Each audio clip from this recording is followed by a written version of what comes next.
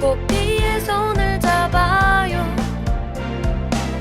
포피의 귀를 기울여요. 마음을 열고 포피와 친구 되면 당신의 눈이 되어 세상을 보여드려요.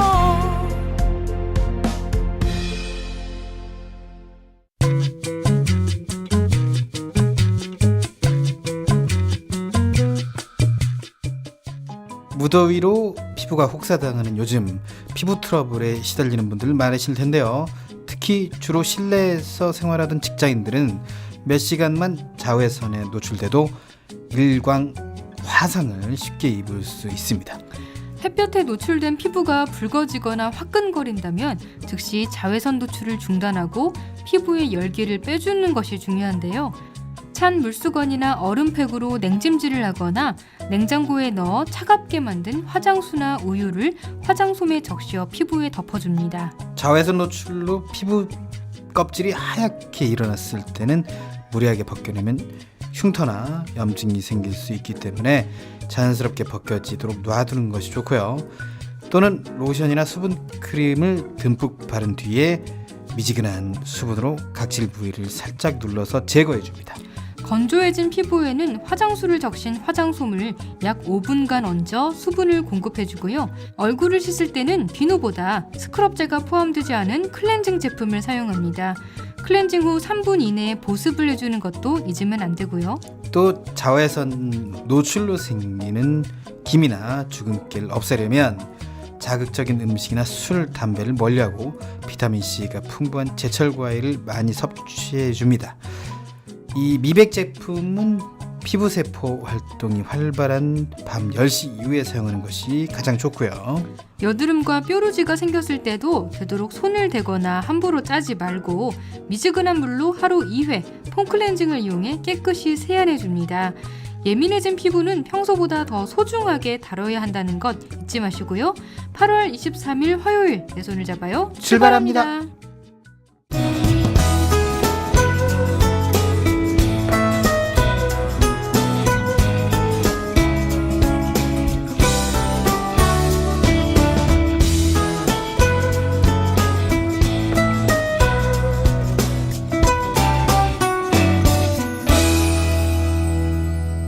안녕하세요. 내 손을 잡아 진행의 권순철입니다. 안녕하세요. 홍옥희입니다. 피부 관리가 자신이 없어서 그런지 몰라도 제가 오프닝이 약간 가라앉았었네요. 관심이 없는 분야라 네, 이거죠? 관심이 없는 네. 분야라 가지고 자신이 없네. 스킨 로션은 바르세요? 네. 아, 딱 거기까지만? 네. 그래도 뭐 피부 좋다는 얘기는 많이 듣습니다. 아, 근데 언제까지 들을 수 있을지 몰라요.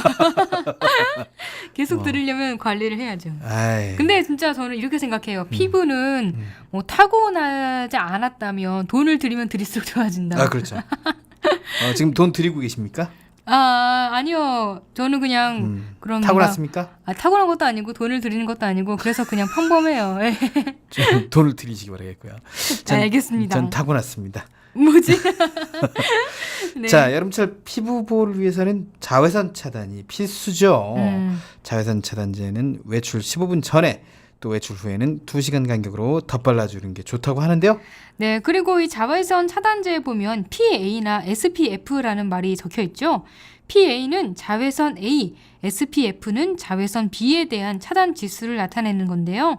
파장이 짧은 자외선 B는 피부 표면에서 화상이나 피부암 등을 일으키기 때문에 장시간 야외 활동 시에 특히 주의하셔야 하고요. 파장이 긴 자외선 A는 피부 깊숙이 침투해서 피부를 노화시키는 주범으로 실내에서든 실외에서든 항상 잘 차단해 주셔야 합니다. 네, 그렇군요. 자, 무조건 자외선 차단 지수가 높은 제품을 선택할 게 아니라 상황과 장소에 맞게 적절하게 차단을 해주는 게 중요하다는 거 참고하시면 좋겠습니다. 네, 그러면 내 손을 잡아요 코너 소개해 드릴게요. 요즘 고속도로 휴게소에 가면 다양한 볼거리와 시설을 즐기느라 시간 가는 줄 모른다는데요.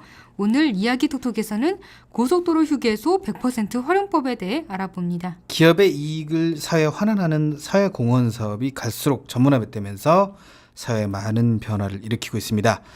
오늘 권순철의 함께 사는 세상에서는 시각장애인을 위한 사회공헌 사업에 대해 알려드립니다.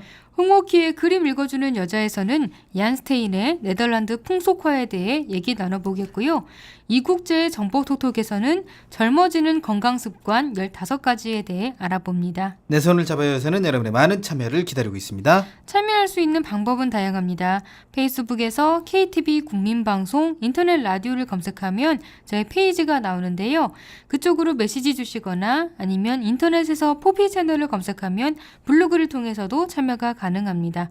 많이 참여해주세요. 청년은 꿈꿉니다. 패션 디자이너가 되고 싶다고.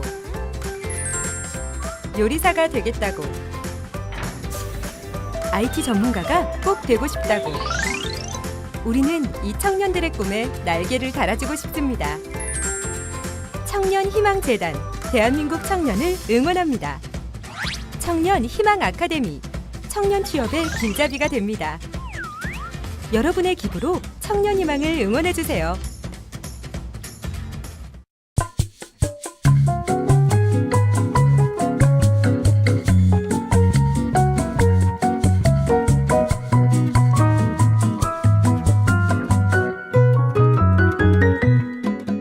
송철 씨는 고속도로 휴게소 하면은 뭐가 제일 먼저 떠오르세요? 글쎄요. 트로트 메들리.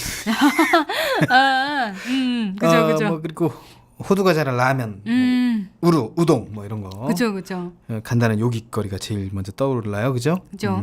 이 과거의 휴게소는 장시간 운전하시는 분들이나 여행자들이 잠시 들러 화장실에 가거나 호두과자 등으로 간단하게 식사를 해결하고 지나가는 장소였는데요. 하지만 이런 고속도로 휴게소가 변하고 있습니다. 요즘 휴게소들은 다양한 볼거리와 이색 체험으로 또 다른 여행의 즐거움을 선사하고 있다는데요. 그래서 오늘은 이런 고속도로 휴게소를 100% 활용할 수 있는 방법을 준비했습니다. 네, 요새 계속되는 무더위 때문에 아직도 피서행렬이 끊이지 않고 있다는데요. 어느 휴게소가 그렇게 좋은지 다들 잘 알아두셨다가 한 번씩 들러보시면 좋을 것 같아요. 뭐 굉장히 좋아졌어요, 휴게소. 그렇죠. 제가 한 20여 년 전부터 기억이 이제 새록새록 나는데 너무 많이 좋아졌습니다, 휴게소가. 화장실에서 음악이 나오는 건 뭐 기본이에요. 그렇죠. 클래식 나오죠. 그러니까 말이죠. 자, 그럼 어떤 휴게소가 그렇게 좋은지 좀 알려주시죠. 네, 우선 관광지 못지않은 전망을 자랑하는 휴게소부터 소개할게요. 휴게소 중에도 강이나 바다가 보이는 리버뷰, 오션뷰 휴게소가 있는데요. 경부고속도로 금강휴게소에서는 아름다운 금강을 조망하고 산책은 물론 금강 자전거길 투어와 낚시체험 등 다양한 레포츠도 즐길 수 있고요. 전주 광양고속도로 황전휴게소와 남해고속도로 섬진강휴게소에서는 지리산과 섬진강의 아름다운 절경을 감상할 수 있습니다. 그리고 동해고속도로의 동해휴게소와 옥계휴게소는 동해의 경관이 한눈에 내려다 보이는 휴게소로 소문난 곳인데요. 휴게소에 마련된 커피숍에서 커피를 즐기면서 혹은 야외 전망대에서 시원한 바람을 맞으면서 탁 트인 동해를 감상하고 사진도 찍다 보면 여기가 휴게소인지 관광지인지 모를 정도라고 하고요. 특히 새해에는 일출을 보러 오는 사람들로 붐빈답니다. 또 서해안 고속도로 횡담도 휴게소와 화성 휴게소의 낙조 전망대에서는 서해의 아름다운 일몰을 감상할 수 있다고 해요. 와, 뭐 이런 휴게소라면 정말 뭐 떠나기가 싫을 정도로 그냥 막 여기 관광지다라고 생각할 수도 있을 것 같아요. 네. 자, 이런 곳에 가면 뭐 장시간 쌓인 운전 피로가 한 방에 날아갈 것도 같고요. 네, 그러게요. 그리고 요즘 대세인 힐링을 컨셉으로 내세운 곳들도 있어요. 영동고속도로 횡성휴게소의 메타세콰이어 쉼터는 메타세콰이어 등 9천여 그루의 나무로 조성된 곳인데요. 피톤치드 가득한 숲에서 산림욕을 즐기며 운정 중 쌓인 피로를 풀고 갈 수 있고요. 중부고속도로 이천휴게소의 솔숲 쉼터에서는 솔향기 가득한 소나무 산책로와 연못이 조성돼 있고 토끼, 닭 등을 관찰할 수 있는 자연 학습장도 마련돼 있어서 아이들도 무척 좋아한답니다. 또 대전 통영고속도로 인산램드 휴게소는 자연 친화형 생태 수변 공원과 인삼 재배 학습장, 동물 학습장 등을 다양하게 갖추고 있고요.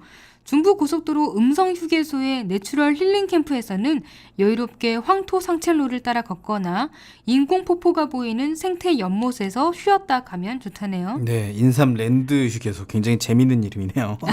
네. 자, 어디 뭐 따로 힐링하러 떠날 필요가 없이 휴게소만 가도 뭐 그냥 힐링이 되겠어요. 그렇죠. 자, 그리고 졸음운전을 방지하기 위해서 수면실을 운영하는 휴게소도 있다고 들었어요. 네, 맞습니다. 대전 통영고속도로 덕유산 휴게소와 남해고속도로 진주 휴게소, 경부고속도로 김천 휴게소와 칠곡 휴게소 등에서는 운전자들을 위한 샤워실과 수면실 등의 편의시설을 무료로 개방하고 있는데요. 시중 사우나와 견주어도 뒤지지 않는 깨끗한 샤워장에서는 온수는 물론이고 비누, 수건까지 무료로 제공되고요. 찜질방처럼 만든 수면실은 TV와 안마의자까지 갖추고 있어서 장거리 운전에 지친 운전자들에게 인기 만점이라고 합니다. 또 경부고속도로 신탄진 휴게소와 대전 통영고속도로 인산램드 휴게소는 조격시설도 갖추고 있으니까요. 샤워까지 할 시간이 없는 운전자들은 잠시 들러서 시원하게 조격만 하고 떠나셔도 될 것 같아요. 수면실, 샤워실에 조격시설까지.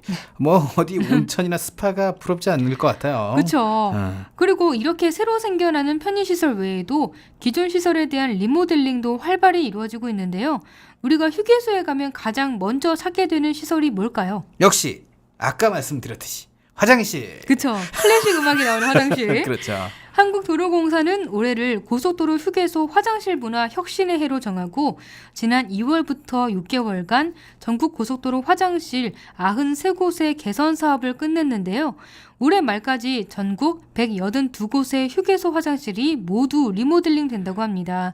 주로 지역 문화를 반영한 독특한 디자인이나 첨단 기술을 적용한 사례가 많은데요. 한 예로 충남 천안의 망향휴게소 화장실은 지역의 문화유산인 향교를 모티브로 해서 한옥 소슬대문 모양의 입구를 지나면 작은 정원이 나타나고요. 내부 인테리어도 돌과 나무의 색깔인 회백색과 갈색으로 꾸몄다고 합니다. 또 중부 내륙 고속도로의 현풍 휴게소 화장실은 현풍의 지역 명물인 500년 느티나무를 알리기 위해서 소원을 들어주는 500년 느티나무 모형을 화장실 안에 설치하고 이용객들이 엽서에 소원을 써서 느티나무 소원 우체통에 넣거나 아니면 소원 리본을 달 수 있겠습니다. 그런가 하면 영동고속도로 평창휴게소는 평창 동계올림픽을 주제로 꾸며졌는데요. 변기 주변에 온통 스키장 그림이 그려져 있고 변기에 앉으면 바닥에 그려진 스키 그림에 발이 닿도록 되어 있어서 스키를 타면서 볼일을 보는 컨셉이라네요. 네. 그렇군요. 참 기발한 아이디어인데 이 화장실 특히 이제 휴게실 화장실이 진짜 지저분했습니다. 뭐 그렇죠. 음식 드시는 분들 잠깐 끄고 끄고 다 이따가 들으시기 바라서 이 정말 남자들이 이제 화장실 가게 되면 따로 이렇게 변기가 이렇게 따로따로 이렇게 소변기가 있는 게 아니라 뭔가 이 발판이 하나 있고 거기 안으로 이게 볼일을 보게 돼 있었어요. 옛날엔 그렇게 열악했군요. 네네네네. 그래가지고 야, 그런 화장실이 뭐 정말 감지덕지였죠. 뭐 진짜 어쩔 수 없이 가야 되는데 이제 뭐 첨단 기술까지도 있다고 들었어요. 첨단 기술 사례 좀 알려주세요. 화장실. 네, 얼마 전 경부고속도로 만남의 광장 화장실에는 스마트 미러가 설치됐는데요. 스마트 미러란 거울 위에 희미하게 고속도로 교통 상황과 목적지까지의 예상 소요 시간, 그리고 각 휴게소의 주유소 가격, 실시간 뉴스 등의 정보를 보여주는 말 그대로 스마트한 거울입니다. 네. 그 원리는 여러 정보를 띄워 보여주는 디스플레이 장치 위에 필름 형태의 거울을 씌운 것이라고 하네요. 그렇군요. 네. 또 영동고속도로 문막 휴게소 화장실 등에는 사물 인터넷 기술이 접목됐는데요. 화장실 입구에 모니터를 설치해서 비어있는 칸이 어딘지 한눈에 알 수 있도록 해준답니다. 이 문막 휴게소는 또 어린 왕자를 주제로 하고 있어서 어린 왕자 팬들에게도 많은 사랑을 받고 있다네요. 네, 비어있는 칸을 IoT로 알려주는군요. 네, 그렇죠. 자, 그야말로 문화 기술 아날로그와 디지털의 만남입니다. 자, 화장실은 그 나라에 대한 인상에 큰 영향을 미친다고 하는데 그렇죠. 평창 동계올림픽을 앞두고 뭐 이런 화장실 개선 사업이 더 널리 확산되면 좋을 것 같아요. 자, 또 다른 가볼 만한 휴게소, 화장실 아니고 휴게소들은 어떤 것들이 있을까요? 네, 이번에는 이색 체험을 통해서 다양한 추억을 만들 수 있는 휴게소들을 알려드릴게요. 호남고속도로 벌곡 휴게소는 계백 장군의 혼이 살아있는 황상성을 재현해 놓아서 이 성곽 세트장에 올라가 기념 촬영을 하고 눈썰 매장에서 무료 눈썰매도 즐길 수 있다고 하고요. 경부고속도로 경산휴게소는 신라 세력가의 무덤으로 추정되는 신상리 고분군과 연결돼 있어서 역사 탐방과 함께 일몰 출사지로도 인기가 높습니다. 또 중부고속도로 이천휴게소는 1970년대를 테마로 상가 건물, 극장, 연탄가게, 헌책방 등 마치 영화 세트장 같은 공간을 조성해서 중년 이상 이용객들이 옛 추억에 잠겨볼 수 있는 기회를 제공하고 있고요. 꼭 이루고 싶은 소원이 있다면 익산 포항고속도로 와촌휴게소에 가보시면 좋습니다. 정성 들여 기도하면 한 가지 소원은 반드시 이루어진다는 팔공산 갓바위 전설을 모티브로 한 소원탑, 소원목, 희망교 등이 설치되어 있어서 팔공산까지 가지 않고도 소원을 빌어보는 기회를 가질 수 있답니다. 네, 대구 근처에 있는 팔공산 유명하죠. 그렇죠. 매년 입시철이 되면 수험생 부모님들이 많이 가서 기도를 좀 하신다고 들었는데 먼저 휴게소에 가서 그곳 분위기를 체험해 보시는 것도 좀 좋을 것 같다는 생각이 드네요. 또 다양한 레저 체험을 즐길 수 있는 휴게소도 있다고요? 맞습니다. 경부고속도로 금강휴게소 인근에 위치한 금강보트 수상스키장은 이미 수상스키 동호인들 사이에서 입소문이 났을 정도로 많은 이들이 즐겨 찾는 명소인데요. 수상스키를 비롯해 오리, 모터보트 등 물 위에서 즐길 수 있는 다양한 레저 활동을 지원하고 있고요. 평소에 골프를 즐기시는 분들이 반가워할 휴게소도 있습니다. 서해안고속도로 고창 고인돌 휴게소에는 미니 골프장이 있는데요. 신분증만 맡기면 장비를 무료로 빌려주기 때문에 누구나 손쉽게 이용할 수 있다고 합니다. 또 아까 소개해드린 해돋이 명소 동해고속도로의 옥계 휴게소에도 바다가 보이는 환상적인 전망 속에서 미니 골프를 즐길 수 있다네요. 네, 듣다 보니까 요새는 정말 휴게소로 휴가를 떠나면 되겠다라는 생각이 드네요. 네. 또 아이들이 즐길 만한 체험을 제공하는 휴게소들도 있죠? 물론입니다. 중부 내륙고속도로 영산휴게소의 웰빙 두부 체험장에서는 두부 만들기와 시식 체험이 진행되고 있고요. 경부선 양산휴게소의 양산 사발 이야기 체험장은 도자기 체험장과 전통 옹기 전시장을 갖추고 있고 중앙고속도로 안동휴게소에서는 전통차와 하회탈 만들기 체험이 가능합니다. 또 중부고속도로 마장 프리미엄 휴게소는 아이들을 위해 마장 키즈파크를 운영하고 있는데요. 바이킹과 범퍼카, 어린이 기차 등 다양한 놀이시설과 푸드코트를 갖추고 있어서 가족 휴식 공간으로 좋고요. 호남고속도로 녹두장군 휴게소에는 에스키모의 이글루를 재현한 얼음방이 있어서 이색체험과 피서를 동시에 즐길 수 있습니다. 이외에도 경부고속도로 김천휴게소에는 세계 각국의 다양한 빵이 전시되어 있고 신탄진 휴게소에는 대포와 전차 등 군장비 전시장과 DMZ 체험장, JSA 포토전을 갖추고 있다고 합니다. 주말이나 휴가철에 아이들과 함께 여행하시는 분들은 이왕이면 이렇게 다양한 체험까지 가능한 휴게소에 들러보시면 더욱 좋을 것 같네요. 네, 오늘은 이용객들의 편안한 여행을 위해 진화하고 있는 고속도로 휴게소에 대해 알아봤는데요. 고속도로 휴게소의 무한 변신은 앞으로도 계속되니까요. 각자 취향에 맞는 곳을 골라서 적극 이용해 보시기 바랍니다. 내 손을 잡아요에서는 여러분의 많은 참여를 기다리고 있습니다. 알고 싶은 정보가 있다, 방송에 참여해보고 싶다, 함께 나누고 싶은 사연이 있다, 모두 좋습니다. 페이스북에서 KTV 국민방송 인터넷 라디오를 검색하면 저희 페이지가 나오는데요. 주저하지 마시고 저희에게 메시지 보내주세요.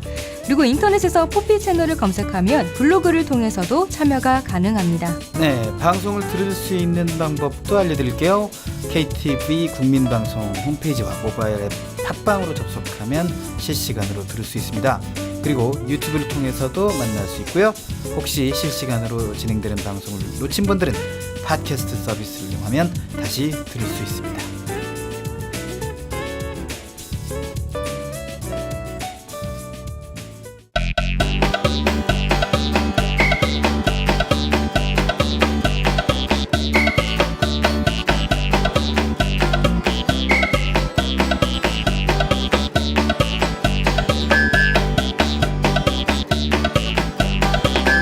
여러분은 지금 KTV 포피 채널 내 손을 잡아요를 듣고 계십니다. 네, 이번 시간은 권순철의 함께 사는 세상입니다. 자, 몇 년 전부터 기업들의 사회 공헌 활동이 우리 사회의 화두로 떠오르고 있죠. 이런 사회 공헌 활동은 기업의 홍보나 마케팅 차원에서 진행되기도 하지만 사회에서 받은 사랑에 보답하고 이익을 사회에 환원한다는 나눔의 의미도 강한데요. 오늘은 그 중에서도 시각장애인을 대상으로 한 사회공헌 활동 사례를 소개해드리려고 합니다. 네, 예전에는 단순한 일회성 기부나 행사 같은 사회 공헌이 많았는데 요새 사회 공헌 사업들 보면 장기간에 걸쳐서 체계적으로 진행되는 경우가 많더라고요. 이제 우리나라 사회 공헌 사업도 선진국과 같은 수준으로 올라섰다라는 느낌이에요. 네, 그렇습니다. 그래서 저도 오늘 국내외 다양한 좋은 사례를 골고루 소개하려고 하는데요. 먼저 아이들 장난감 블로그로 유명한 레고사의 블라인드 아트 프로젝트를 소개해 드릴게요. 시각장애 어린이를 대상으로 한 블라인드 아트 프로젝트는 예술이 과연 보이는 사람들의 전유물인가? 라는 물음부터 시작이 되는데요. 시각장애를 가진 아이들에게 유명한 예술작품, 예를 들어서 독일의 유명 화가 프란츠 마르크의 파란 말이라는 작품에 대해 상세히 묘사해주고 아이들은 선생님의 묘사만을 듣고 레고 블록으로 그 작품을 만들어냅니다. 네, 뭐 어떻게 보면 그림이 조각으로 변신을 한 거네요. 그렇죠. 아이들은 손으로 블럭을 만지작거리며 상상 속에 파란 말을 만들어낸는데요. 정말 파란 말과 비슷한 작품을 만들어낸 친구들도 있고 자유롭고 독창적인 작품을 만들어낸 친구들도 있었다고 해요. 이후 워크숍을 통해서 시각장애 어린이들이 눈이 보이는 친구들에게 본인의 작품 설명을 하면서 서로 미처 생각하지 못했던 부분들을 깨닫고 이해하는 기회를 가졌다고 합니다.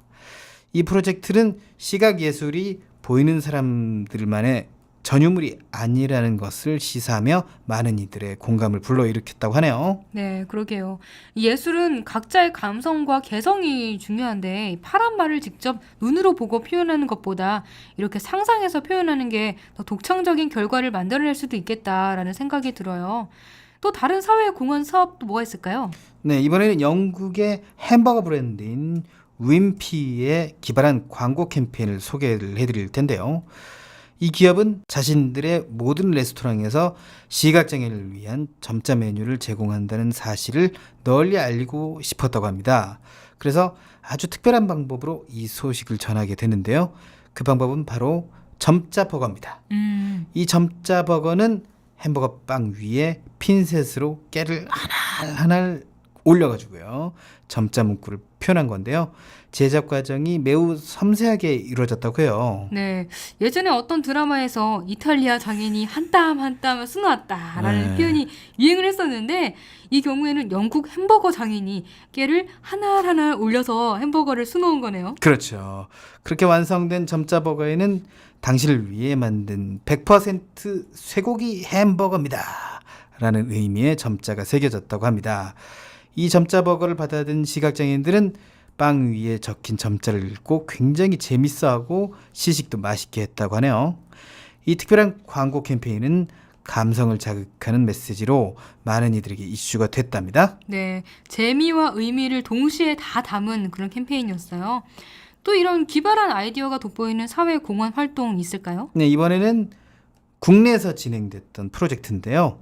학창시절 추억을 대표하는 졸업 앨범 다들 하나씩 갖고 계시죠? 네. 그런데 졸업 앨범이 있어도 볼 수 없는 시각장애인들을 위해서 국내 광고 대행사 이노션과 3D 프린팅 서비스 전문 업체인 3D테크가 서울명학교 6학년 친구들을 대상으로 특별 프로젝트를 진행했습니다. 졸업을 앞둔 8명의 학생들에게 손으로 보는 졸업 앨범을 만들어준 건데요. 서울맹학교 순철 씨가 나온 학교 네, 아닌가요? 맞습니다. 지금 다녔다면 참 좋았을 텐데 이거 받을 수 있었잖아요. 이게 졸업 앨범 정말 돈 아까웠어요.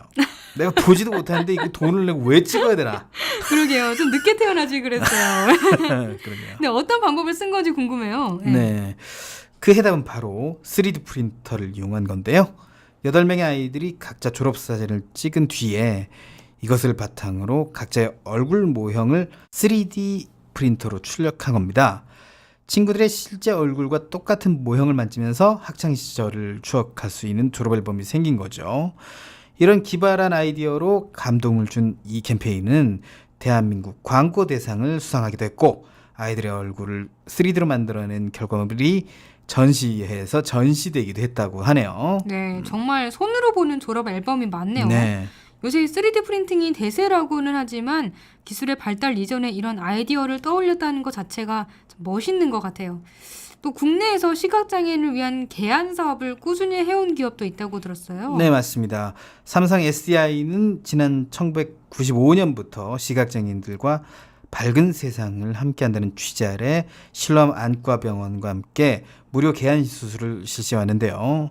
소외계층을 중심으로 백내장, 녹내장 등 안질환에 대한 치료와 수술을 통해서 약 20만여 명에게 빛과 희망을 찾아줬답니다. 이 적극적인 개안 사업을 진행하기 위해서 움직이는 안과버스도 마련을 했는데요. 움직이는 안과버스는 대형 리무진 버스를 개조해서 진료실, 수술실, 검안실, 회복실을 갖추고 엑스레이 등 최첨단 의료 장비를 장착한 이동식 안과 병원입니다. 이 버스에 안과 전문의와 간호사들이 타고 농어촌과 섬마을 등 전국의 의료 취약 지역을 누비면서 안과 진료와 수술을 실시하고 있다고 하네요. 네, 뭐 직접 찾아가는 기동성까지 갖추고 있으니까 네. 수술이 급하게 꼭 필요한 분들에게 맞춤 지원이 가능하겠어요. 뭐 이렇게 눈에 특화된 사회 공헌 사업을 펼치는 건 기업의 특성을 반영한 건가요? 네, 그렇습니다. 이 기업은 주력 사업인 플라즈마 디스플레이 패널, 즉 PDP가 산업의 눈에 해당된다는 점에 착안을 해가지고요. 주로 시각과 연관된 사회공헌 활동을 펼쳐하는데요. 사실 이 기업은 얼마 전부터 PDP 사업에서 철수하게 됐지만 사회공헌의 의미와 중요성을 생각해서 해당 활동을 지속한다는 방침을 밝혔다고 합니다. 무료 개안 수술 외에도 시각장애 노년 부부를 대상으로 앙코르 웨딩 촬영도 지원하고 있고요. 전국의 시각장애 학생들을 초청해서 도전 골든벨 행사를 열거나 전 임직원을 대상으로 점장 명함 갖기 캠페인을 벌이는 등 시각장애와 관련된 사업을 꾸준히 해나가고 있어요. 네. 그리고 또 전 세계적으로 많은 기업이나 단체들이 실명 퇴치 운동을 벌이고 있는 거 알고 있어요. 네, 맞습니다. 얼마 전에 기사가 크게 났는데요.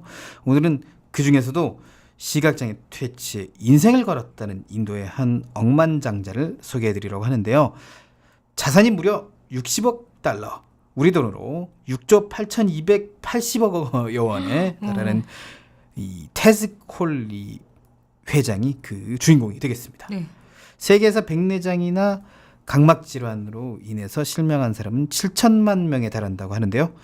더 안타까운 것은 각막 질환의 75%를 비롯해서 많은 시각장애를 미리 예방할 수 있지만 가난 때문에 실명을 하게 되는 현실이 안타까운 거죠. 이를 해결하기 위해 콜리는 2005년 아내 웬디와 함께 테즈 콜리 재단을 설립하고요. 세계 최고의 각막이식 수센터와 손을 잡고 테즈 콜리 각막 연구소를 세우기도 했습니다. 이를 통해 아이들에게 각막 이식을 해주고 새로운 각막 합성법 개발도 지원하고 있다고 하네요. 네, 정말 의미 있는 일을 하고 있는데요. 억만장자라고 하는데 어떤 길을 걸어왔길래 이렇게 억만장자가 됐는지 그것도 궁금해요. 네, 인도 델리 출신인 콜리는 외교관인 어머니와 언론인 아버지 사이에서 태어났고요. 미국으로 부임한 어머니를 따라 미국으로 이주를 했고 인도 공과대에서 엔지니어링을 전공했습니다. 그리고 1993년 이커머스와 결제 서비스를 제공하는 그래픽스 소프트테크를 창업해서요. 큰 돈을 벌게 됐는데요. 이후 세계 최고의 갑부이자 자선 사업가인 빌 게이츠를 만나면서 인생의 전환점을 맞게 됐다고 합니다. 잘 알려진 대로 빌 게이츠는 아내 멜린다와 함께 빌 앤 멜린다 게이츠 재단을 설립하고 자선 사업가로 제2의 인생을 살고 있는데요. 빌 게이츠가 아프리카 에이즈 퇴치에 인생을 걸기로 한 것처럼 테즈 콜리는 시각장애 퇴치에 인생을 걸기로 결심하게 된 거죠. 네, 그렇군요. 뭐 이제는 오른손이 하는 일을 왼손이 모르게 하라라는 말은 옛말이 된 것 같아요. 네. 이렇게 만인이 보는 앞에서 좋은 일을 해야 그에 자극을 받고 동참하는 사람들이 늘어나게 되지 않을까 싶습니다. 네. 그리고 특히 콜린은 게이츠가 완벽하게 마이크로소프트를 경영하던 방식 그대로 자선재단을 운영한다는 것에 깊은 감명을 받았다는데요. 그는 이렇게 말했다고 합니다.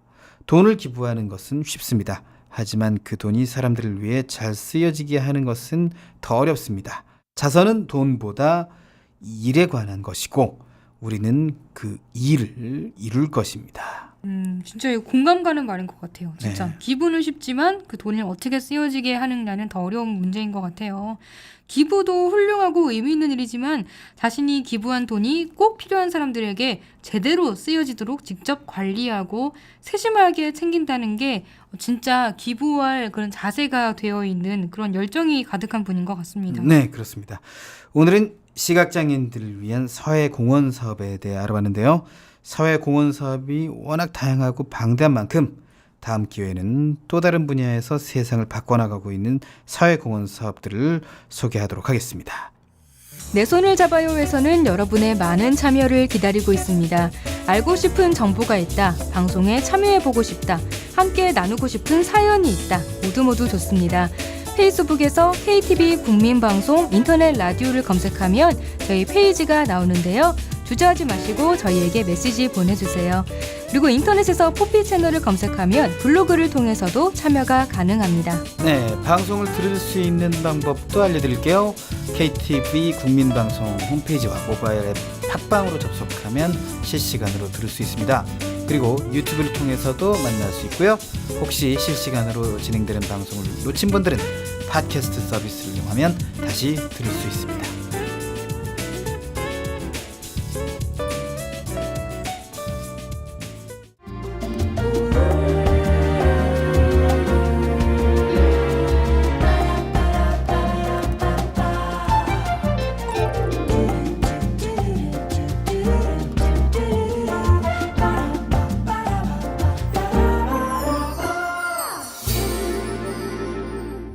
네, 이번에는 그림 읽어주는 여자 시간입니다. 오늘은 어떤 명화를 만나볼까요? 네, 오늘은 얀 스테인의 네덜란드 풍속화에 대해 얘기 나눠볼게요. 오늘은 재미있는 네덜란드 풍속화를 그린 화가 얀 스테인을 소개하려고 합니다. 스테인은 치과 치료, 학교에서 수업을 듣는 학생, 크리스마스 날에 선물 받는 어린이 등 사람들의 일상생활을 포착해서 재미있는 상황을 연출해 그림을 그린 화가예요. 우리도 이런 작품 상황과 관련된 추억 이야기 같은 거 하면 재밌을 것 같아요. 네, 그럼 화가 이름이 생소하니까 말이죠. 화가에 대한 이야기부터 해볼까요? 네, 스테인은 1626년 네덜란드 레이던에서 태어났습니다. 처음에 라틴어 학교에 다녔지만 곧 미술로 전향하고 미술 교육을 받았어요. 그 후에 자신이 태어난 레이던에서 화가 조합이 생기자 그 조합의 창립 회원으로 참여했습니다. 또 그는 네덜란드 화가 얀 반 호이엔의 제자로 들어가서 빛과 대기를 표현하는 감각을 배웠어요. 그리고 스승인 호이엔의 딸과 결혼했습니다. 이제 호이엔은 스테인에게 스승이자 장인어른이 된 거죠. 그는 무려 8명의 자식을 낳았습니다. 아, 8명의 자식을 낳았다면 부부 사이가 엄청 좋았나 봐요. 네, 그렇죠. 그런데 이 자식이 너무 많아서 그림을 팔아서 버는 수입만으로는 가정을 유지할 수가 없었어요. 그래서 부업으로 양조장을 운영했다가 잘 되지 않아서 이번에는 여관업을 시작했습니다. 그런데 이 여관업이 그의 작품 세계에 큰 영향을 미쳤어요. 여관은 다양한 사람들이 드나드는 곳이니까 여러 사람들을 관찰할 수 있었겠죠? 네, 여러 유형의 사람들, 그 사람들의 삶과 대화를 관찰하면서 그걸 토대로 자신의 그림을 그렸어요. 그래서 스테인만의 즐겁고 유쾌하면서도 때론 풍자도 만연한 풍속화를 그릴 수 있었습니다. 아, 그렇군요. 네덜란드 화가들이 유독 풍속화를 많이 그리는 것 같다라는 생각이 좀 드네요. 요하네스 베르메르나 프란츠 한스 같은 풍속화를 좀 자주 그린 화가들은 거의 뭐 네덜란드 출신이던데 그 이유가 좀 있을까요? 네, 있습니다. 당시 네덜란드 시대상과 관련이 있어요. 스테인을 포함해서 거장이라고 불리는 네덜란드 화가들은 주로 17세기 네덜란드 황금기에 활동했습니다. 17세기는 네덜란드가 활발한 해상 무역을 바탕으로 경제적으로 크게 풍요로웠던 시대였어요. 그래서 귀족뿐 아니라 부르주아 시민 계급이 크게 성장했습니다. 이때 사람들은 자신들의 부를 미술품에 투자하는 데 썼어요. 이들은 화가에게 종교화도 주문했지만 자신들의 초상화나 정물화 혹은 일상적인 모습을 그린 풍속화를 선호했습니다. 누구나 미술품을 쉽게 주문할 수 있는 시대가 되면서 이들의 취향에 맞춘 미술 장르가 크게 발전하게 됐습니다. 먹고 살기가 편안해지면 문예술이 발전하기 마련이죠. 그렇죠. 그리고 네덜란드에서 장르화가 발달한 데는 종교적인 이유도 있어요. 네덜란드 일부는 종교 개혁 이후로 구교인 가톨릭 대신 신교를 선택했습니다. 그 중에서도 특히 칼뱅주의를 중심으로 해서 검소하고 근면한 것을 미덕으로 삼았어요. 칼뱅주의는 사람이 스스로 일을 열심히 해서 성공한다면 그것이 곧 신에 의한 구원이라고 주장했습니다. 또 성상이나 성화는 우상 숭배로 간주해서 종교화를 그리는 것을 금지합니다. 교회로부터 더 이상 종교화 주문을 받을 수 없게 된 화가들은 사람들의 직업과 생활 등 세속적인 주제로 그림을 그릴 수밖에 없었습니다. 이때 사람들은 자신의 집에 쉽게 걸어둘 수 있는 적당한 크기의 그림을 선호했어요. 그래서 화가들은 작은 캔버스 크기로도 충분히 그릴 수 있는 주제인 풍속화나 정물화, 초상화 등을 그리게 됐고 자연스럽게 이 분야가 발달했습니다. 네, 네덜란드 당시 상황이 뭐 풍속화가 발달할 수밖에 없는 그런 환경이었군요. 그렇죠. 이유 없는 역사는 없는 것 같습니다. 이제 다시 얀 스테인 이야기로 돌아갈게요. 얀 스테인은 풍경화도 그리고 초상화, 종교화를 그리기도 했지만 가장 즐겨 그렸던 그림은 평범한 사람들의 유쾌한 일상이었어요. 그런데 마냥 재미있고 유쾌한 장면만 표현하기보다는 그 안에 은근히 도덕적인 교훈을 담아내는 걸 좋아했습니다. 사람들의 유쾌한 세상살이와 쾌락에 대해 그리면서도 이런 삶에 대한 은근한 경고를 하는 거예요. 네. 경고. 근데 이제 경고가 무섭다기보다는 웃으면서 여유롭게 받아들일 수 있을 만한 수준이었을 것도 같아요. 그림 자체가 유쾌한 그림이니까 말이죠. 그렇죠. 그럼 스테인이 어떤 그림을 그렸는지 이야기해 볼게요. 순철 씨는 산타클로스가 언제까지 진짜 있다고 믿었어요? 6살 전후 뭐 계기가 있어요? 엄마가 선물을 주더라고요. 아, 그냥 대놓고 네. 동심을 파괴했군요, 어머님이. 저는 자세한 나이는 기억이 안 나는데 그냥 부모님이 제가 잘 때 머리맡에 선물 두고 가는 걸 좀 어렴풋이 기척을 느낀 것 같아요. 뭐 그때부터였을까요? 그런데 뭐 크리스마스 되면 어른들이 이런 말을 하잖아요. 산타클로스는 착한 어린이한테만 선물을 주고 나쁜 짓 한 어린이에게는 선물을 주지 않는다. 그러니까 부모님 말씀 잘 듣고 착하게 굴어야 한다라고 하죠. 네. 산타 할아버지는 모든 것을 알고 계시니까 말이죠. 그렇게 말하죠. 그런데 스테인은 이런 풍속에 관한 그림을 그렸어요. 한 어린이는 선물을 받고 기뻐하고 있는데 한편에서 다른 어린이는 선물을 못 받아서 엄청 서럽게 웁니다. 또 한편에서는 선물 못 받은 어린이를 보고 키득거리면서 놀리고 있어요. 지금도 크리스마스가 되면 유치원에서 흔히 볼 법한 그런 풍경이죠. 저는 유치원에서 랜덤으로 선물을 줬던 것 같아요. 근데 뭐 제가 받은 선물은 다른 애들은 막 크기도 엄청 큰데 너무 제 건 너무 작아가지고 다른 친구들 것과 비교해서 영 마음에 안 들었던 그런 기억이 나요. 네. 실망했던 기억이 나는데 그때 선물이 연필깎이였던 것 같아요. 연필깎이여서 더 실망했던 것 같아요. 이 선물이 연필깎이가 뭐지? 막 이런 식으로. 순철 씨는 뭐 어렸을 때 받은 선물 중에 기억에 남는 크리스마스 선물 있나요? 뭐 장난감 총을 받은 게 마지막 크리스마스 선물인데 어렸을 때는 총 그거 네. 가지고 막 신나게 놀았던 거요? 그렇죠. 네, 연필깎이보단 낫네요. 그리고 스테인 그림 중에 재미있는 게 있어요. 의사가 환자의 집에 왕진을 와서 굉장히 진지한 얼굴로 손에 맥을 짚고 있어요. 병이 난 여인은 금방이라도 쓰러질 것 같은 얼굴로 시름시름 앓고 있습니다. 옆에 서 있는 하녀는 걱정스러운 얼굴로 의사의 진단 결과를 기다리고 있어요. 이 여자는 얼마나 심각한 병에 걸린 걸까요? 금방이라도 쓰러질 것 같은 얼굴이면 보통 병이 아닐 것 같은데, 그죠? 네, 근데 이 작품의 제목이 기가 막힙니다. 바로 상사병이에요. 네. 이 상사병에 걸린 여자가 자기를 좀 치료해달라면서 의사를 부르고 또 의사는 또 진지하게 맥을 짚고 있는 상황을 생각해보면 또 절로 웃음이 나죠. 네. 그러게요. 아무리 명의라도 상사병을 고칠 의사는 이 세상에 한 명도 없을 것 같아요. 네. 이 병을 고칠 수 있는 방법은 딱 두 가지밖에 없습니다.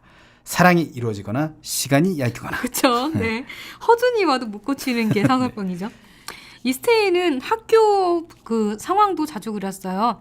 조선시대의 훈장님 같이 엄격하게 가르치는 선생님과 그 선생님한테 혼나서 눈물을 찔끔 흘리는 아이, 그리고 마냥 이 상황이 재밌어서 키득키득 웃고 있는 주변 아이들이 있는데요. 우리나라에서도 이와 비슷한 그림이 있습니다.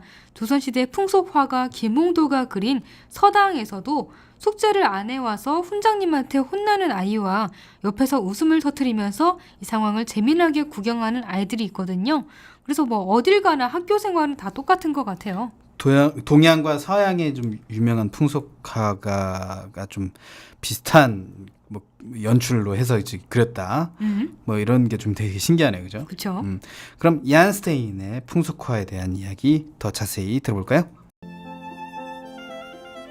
이안 스테인은 네덜란드가 경제적으로 풍요롭고 예술과 문화가 꽃피우던 17세기에 활약한 풍속화가입니다.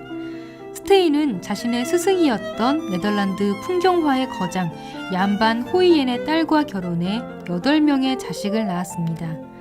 화가 수입만으로 가정을 유지하기 어려웠던 그는 양조장과 여관을 운영했습니다.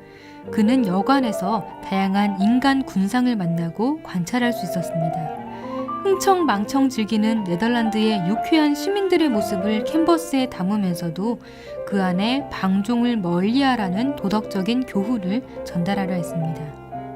의사가 아픈 소녀의 집에 왕진을 왔습니다. 여자는 시름시름 앓는 표정으로 힘없이 팔을 들어 보이고 의사는 진지한 표정으로 맥을 짚고 있습니다. 한 하녀는 아픈 주인을 위해서 벽난로에 불을 붙여 방을 따뜻하게 하고 있습니다. 그런데 맥을 짚는 의사의 손을 내려다보는 하녀는 어쩐지 가소롭다는 표정을 짓고 있습니다. 과연 이 소녀의 병은 무엇일까요? 힌트는 벽난로 위에 소년 조각상을 보면 알 수 있습니다. 작은 날개를 달고 화살을 들고 있는 이 소녀는 사랑의 신 에로스입니다. 즉 소녀는 깊은 사랑에 빠져 상사병에 걸린 것입니다.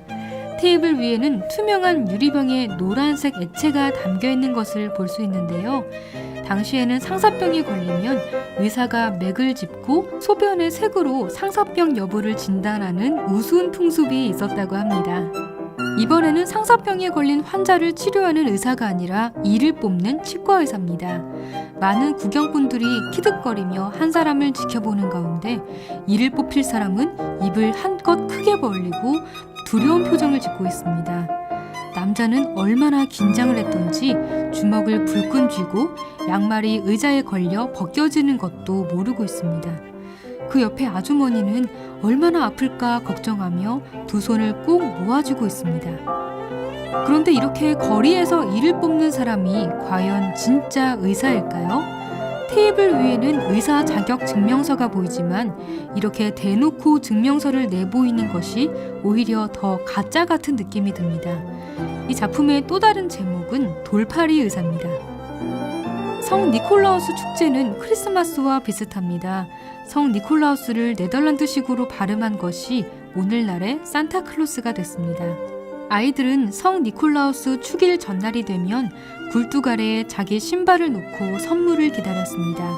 성 니콜라우스는 1년 동안 착한 행동을 한 어린이에게 신발 안에 작은 선물을 두고 갑니다. 그림에서 아이들은 이제 막 선물을 받아가고 있습니다.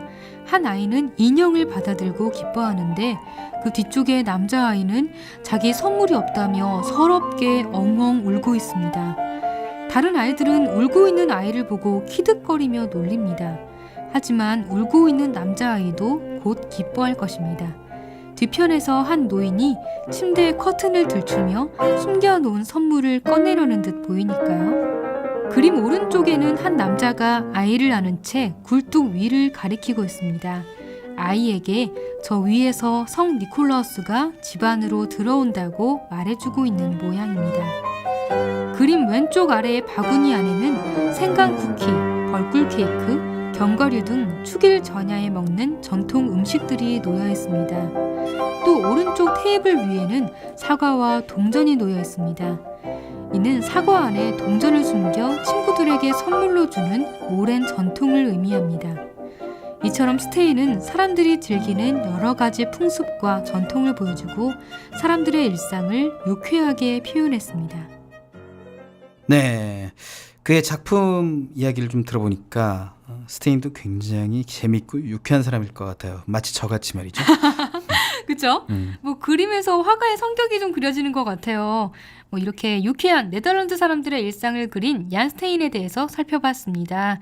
청취자 여러분도 듣고 싶은 작품이 있으시다면 페이스북 KTV 국민방송 인터넷 라디오 페이지나 저희 블로그에 남겨주시면 되니까요. 언제든지 그림 읽어주는 여자의 문을 두드려 주시길 바랍니다.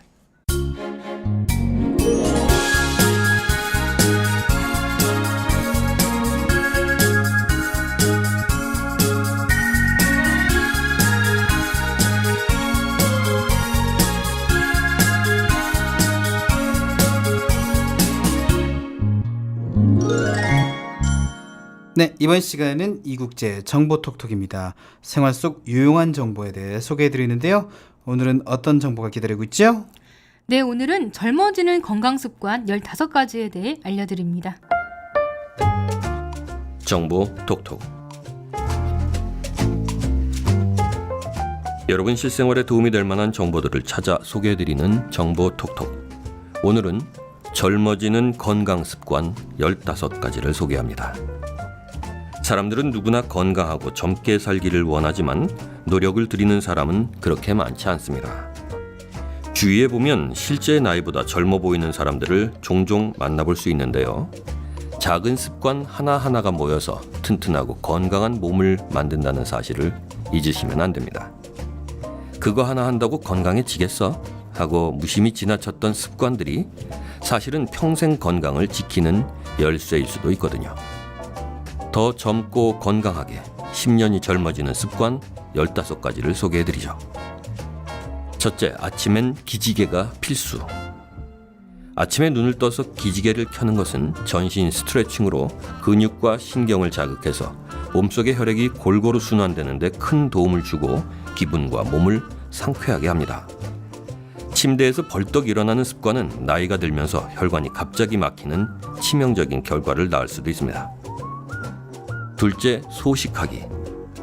무조건적인 소식이 아니라 적당하게 자기에게 맞는 소식이 중요한데요. 각 영양소가 골고루 들어있는 식단을 기본으로 자극적인 음식은 피하고 야채는 끼니마다 챙겨 먹도록 합니다. 또한 꼭꼭 씹어 먹는 습관이 위의 부담을 덜어주며 소화도 잘 되고 포만감도 더 줄 수 있습니다. 셋째, 필수 영양소 잘 챙겨 먹기. 한 방송에서 한국인이 꼭 먹어야 할 10대 밥상 음식으로 마늘, 콩, 고등어, 호두, 보리, 부추, 김, 달걀, 버섯, 풋고추를 소개한 적이 있습니다. 이런 음식을 중심으로 우리 몸에 필요한 필수 영양소를 평소에 잘 챙겨 드시길 바랍니다. 넷째, 일상생활에서 최대한 두뇌를 사용하기. 두뇌는 정밀한 기계와 같아서 쓰지 않고 내버려두면 점점 퇴화하게 됩니다. 일상생활에서 머리 쓰는 습관을 들여서 암산 및 암기 같은 습관을 들이는 것이 좋겠습니다. 다섯째, 매일 15분씩 낮잠 자기. 피로는 쌓인 즉시 풀어야지 조금씩 쌓아두면 병이 된다는 말이 있죠. 눈이 자기도 모르게 감긴다면 바로 몸이 피곤하다는 뜻입니다. 짧은 낮잠은 피로를 풀어주고 오후를 활기차게 보낼 수 있도록 도와줍니다. 여섯째, 정기검진. 우리가 모르는 병을 초기에 알 수 있는 방법은 거의 없습니다. 항상 문제가 되고 나서 알기 때문에 정기검진을 통해서 몸의 상태를 항상 체크해보는 것이 건강을 지키면서 젊어지게 될 수 있는 습관입니다.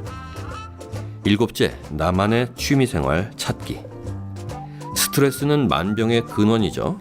하지만 스트레스를 한 번도 안 받고 사는 사람은 없을 겁니다. 스트레스를 가능한 안 받도록 하되 받더라도 나만의 스트레스 해소법으로 바로바로 풀어줄 수 있도록 해야 합니다. 또한 자기만의 재밌는 취미생활을 가진다면 더욱더 활력 넘치고 여유 있는 삶을 살 수 있지 않을까 생각됩니다. 여덟째, 음식은 10번이라도 씹고 삼키자. 의사들이 말하는 것처럼 30번씩 씹어 넘기려다가 3숟가락 넘기기 전에 포기하지 말고 10번씩이라도 꼭꼭 씹어서 삼키세요. 고기를 먹을 때는 10번으로 모자라겠지만은 라면을 먹을 때도 10번은 씹어야 위에서 자연스럽게 소화시킬 수 있습니다.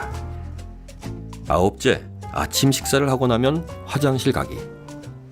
현대인의 불치병, 특히 주부들의 고민거리인 변비를 고치려면 아침 식사 후에 무조건 화장실에 가세요. 아이 학교도 보내고 남편 출근도 시켜야 하지만 일단 화장실에 먼저 들르는 겁니다. 혹시 화장실로 오라는 신호가 없더라도 잠깐 앉아서 배를 마사지하면서 3분 정도 기다리다가 나오세요. 아침에 화장실에 가서 앉아있는 버릇을 들이면 하루 한 번 이상의 배변 습관은 자연스럽게 따라옵니다. 10번째, 식사 서너 시간 후에 간식 먹기. 조금씩 자주 먹는 것은 장수로 가는 지름길입니다. 점심 식사 후에 속이 출출할 즈음이면 과일이나 가벼운 간식거리로 속을 채워주세요. 속이 완전히 비면 저녁에 폭식을 하게 돼서 위에 부담을 줍니다. 그러나 점심을 배부르게 먹고 오후에 배가 고프지 않은데도 또 먹으라는 것은 아닙니다. 그것은 비만으로 가는 지름길일 뿐이니까요. 매 끼마다 한 숟가락 더 먹고 싶을 때 수저를 놓는 습관을 들이세요.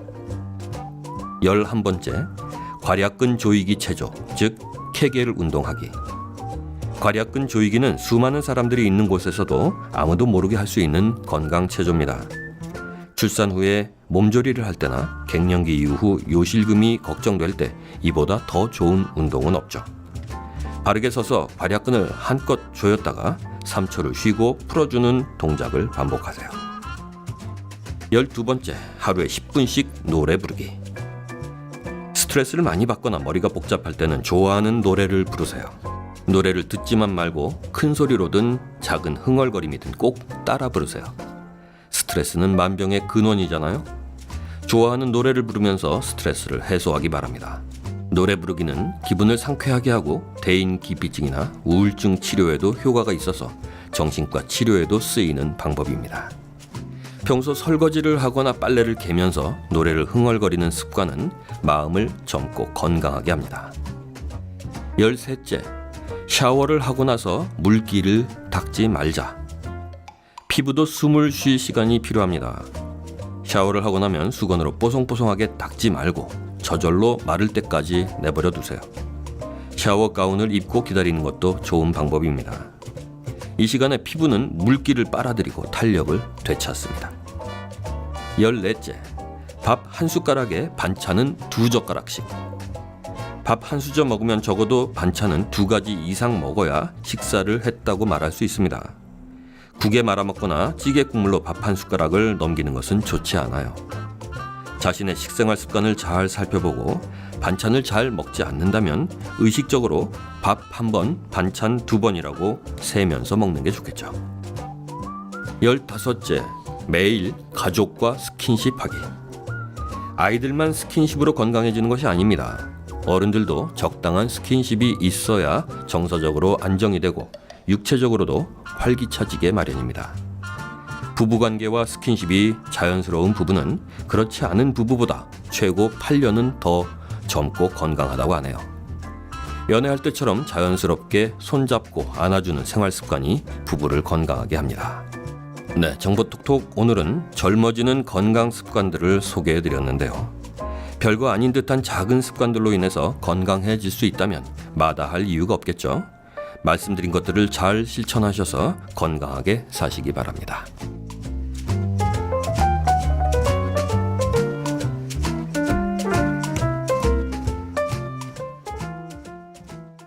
네, 들어보니까 뭐 전부 쉬운 것 같으면서도 막상 귀찮아서 실천은 잘 안 하게 되는 것들 뿐이에요. 뭐 특히 조금씩 자주 먹고 소식하는 게 중요하다는데 저는 한번 먹으면 굉장히 많이 먹고 또 막 야식의 유혹에 빠져들고 이러니까 좀 큰일입니다.